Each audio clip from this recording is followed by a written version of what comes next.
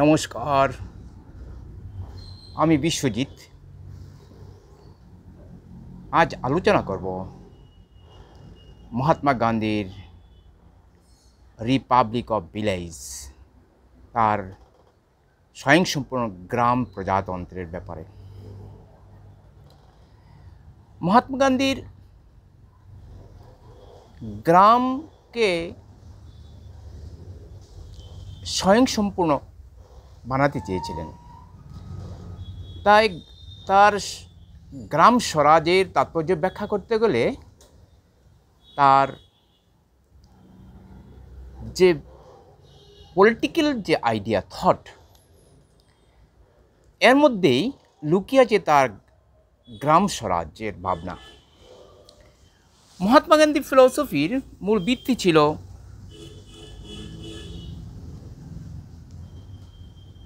মানুষের ব্যক্তিত্বের পূর্ণ বিকাশ ঘটানো।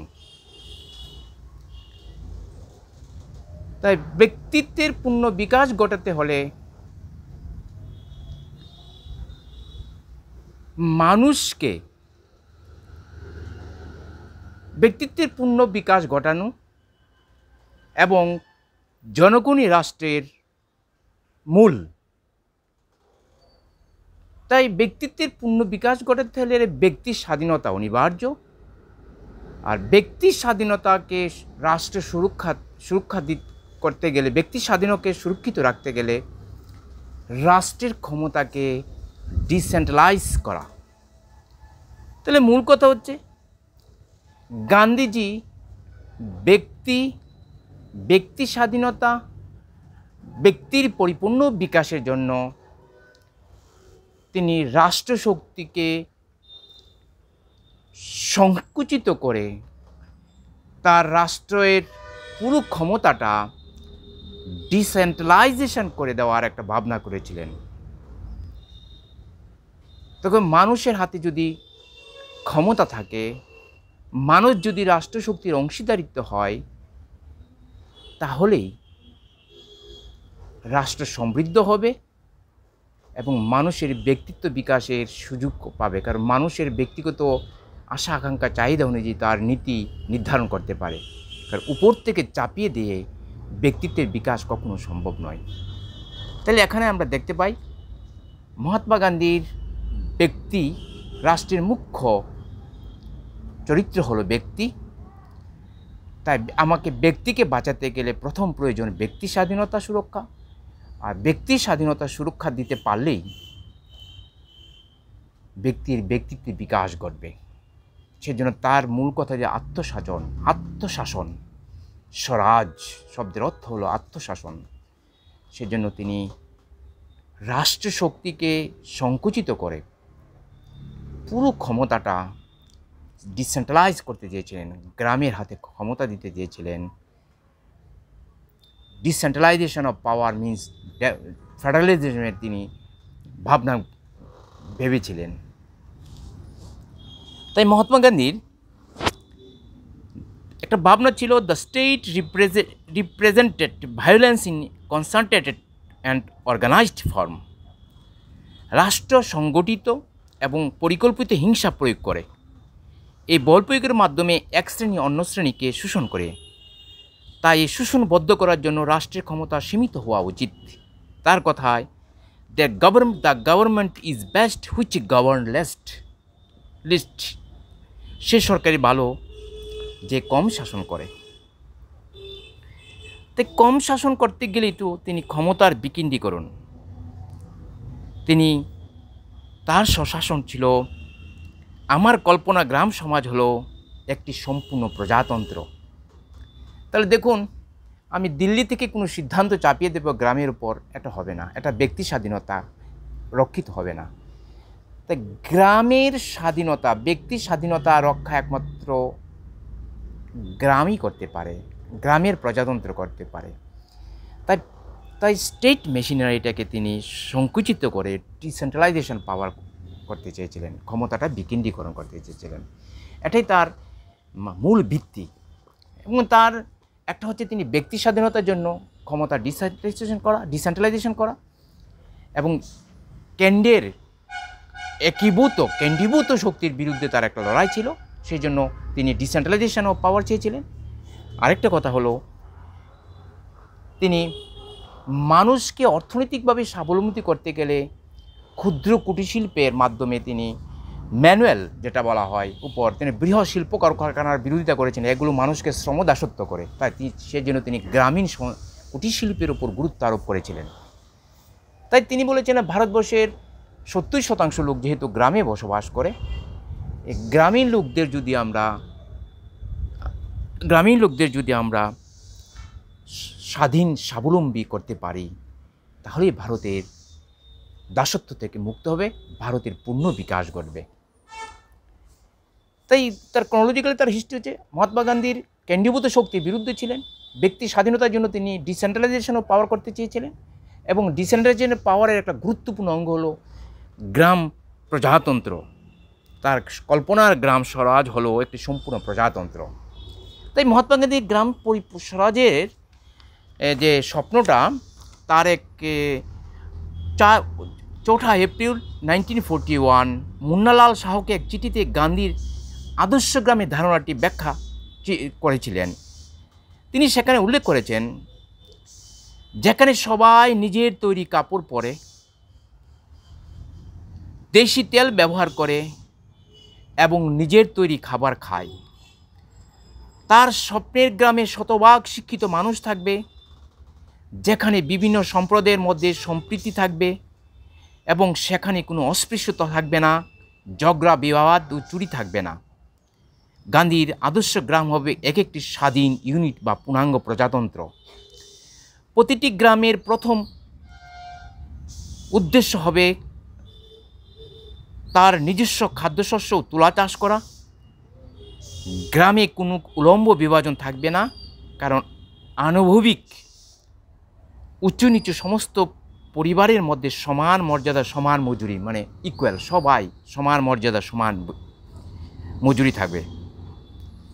গ্রামে স্যানিটেশন এবং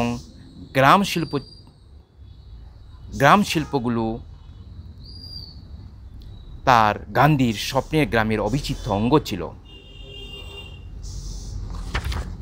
তো গান্ধীর গ্রামীণ শিল্পে বলেছিলেন সাবান তৈরি, ম্যাচ মেকিং, তেল চাপা, গবাদি পশুপালন, কৃষিকাজ, দুগ্ধশিল্প, খাদি ইত্যাদি। সেই গ্রামে নারী ও পুরুষ সমান অধিকার থাকবে।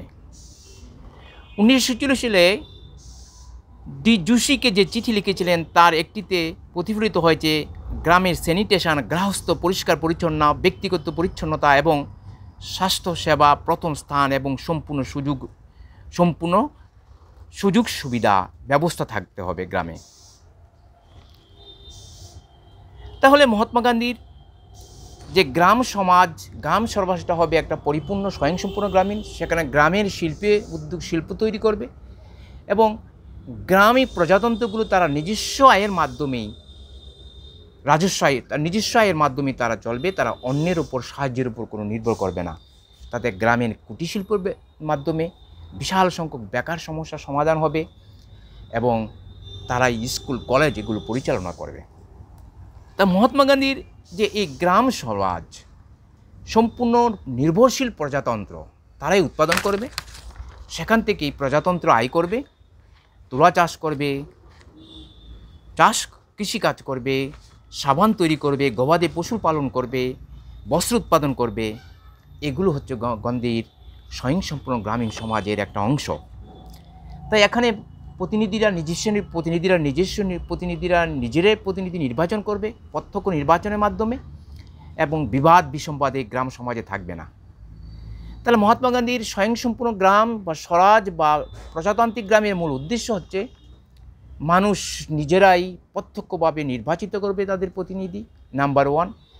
তারা অর্থনৈতিকভাবে স্বাবলম্বী হবে, কৃষিকাজ, পশুপালন, তারপর সাবান উৎপাদন, তারপর তেল উৎপাদন, তুলা চাষ, এগুলোর মাধ্যমে গ্রামের পুরুষ নারীরা সমবেত কাজ করে বস্ত্র উৎপাদনের মাধ্যমে তারা স্বাবলম্বী হবে, তারা অন্যের উপর নির্ভরশীল হবে না। তাহলে এর মাধ্যমে তিনি বলতে চেয়েছেন মানুষ যে আধুনিক যে যন্ত্রশিল্পের যে দাসত্ব বড় বড় ইন্ডাস্ট্রি এগুলোর মধ্যে পরিবেশ কলুষিত হয়, মানুষকে শ্রমদাসত্ব তৈরি করে। তিনি গ্রামে প্রত্যেকটা ক্ষুদ্র ক্ষুদ্র কুটিরশিল্পের প্রতিষ্ঠান তৈরি করতে চেয়েছিলেন, যেখানে বিশাল সংখ্যক কর্মনিয়োগ হবে। এবং মহাত্মা গান্ধীর যে স্বপ্নগুলো, মহাত্মা গান্ধী পরবর্তীকালে জওহরলাল নেহরু ক্ষমতা আসার পর দেখা গেল বিশাল পঞ্চবার্ষিক পরিকল্পনার মাধ্যমে বিদ্যুৎ, ইস্পাত এগুলোর মাধ্যমে মহাত্মা গান্ধীর গ্রামীণ স্বপ্নটা অনেকটা ভেঙে যায়। কিন্তু ইদানিংকালে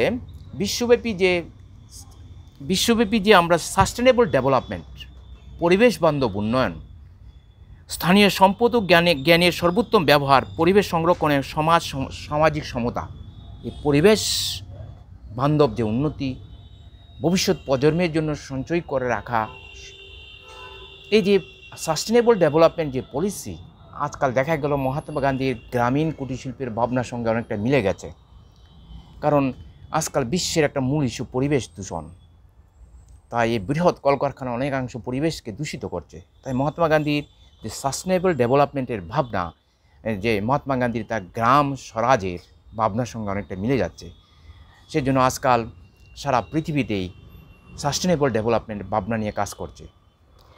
2 নম্বর, মহাত্মা গান্ধীর যে গ্রাম স্বরাজের যে পরিপূর্ণতা, মানুষকে স্বাধীন স্বয়ংসম্পূর্ণ যে নাগরিক বানাতে চেয়েছিলেন, তার ডিসেন্ট্রালাইজেশন পাওয়ার, এটা ভারতের সংবিধানের নির্দেশমূলক নীতির 40 নং ধারাতে উল্লেখ আছে।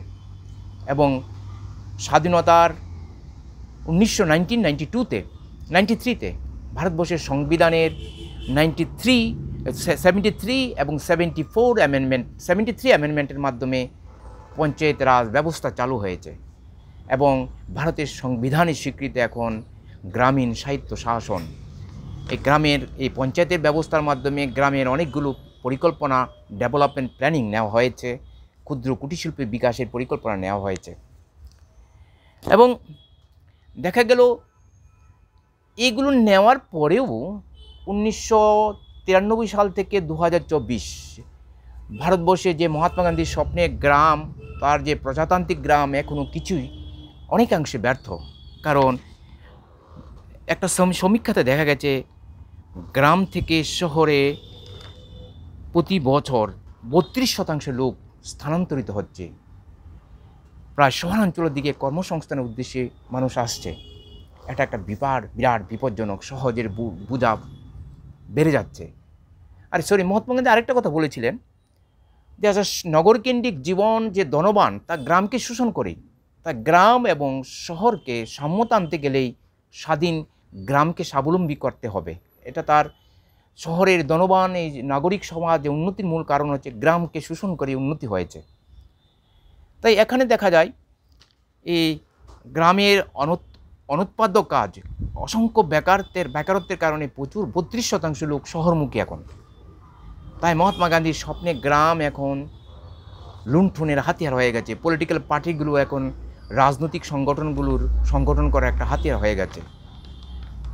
যে মনমোহন সিংয়ের পিরিয়ডে যে রেগা ব্যবস্থা চালু হয়েছিল গ্রামীণ অর্থনীতিকে, যে বর্ষা বা খরা সময়কালীন, প্রাকৃতিক দুর্যোগের সময়কালীন যে গ্রামের অর্থনৈতিক যখন কাজ থাকে না, তাদের স্বাবলম্বী করার জন্য রেগা ব্যবস্থা চালু করেছিলেন। এবং আজকাল দেখা গেল রেগাকে নিয়েও পলিটিক্স হচ্ছে। তো গ্রাম এখন মহাত্মা গান্ধীর স্বপ্নের প্রজাতন্ত্রের গ্রাম এখন রাজনীতির একটা বদ্ধভূমিতে রূপান্তরিত, করাপশনে যুক্ত।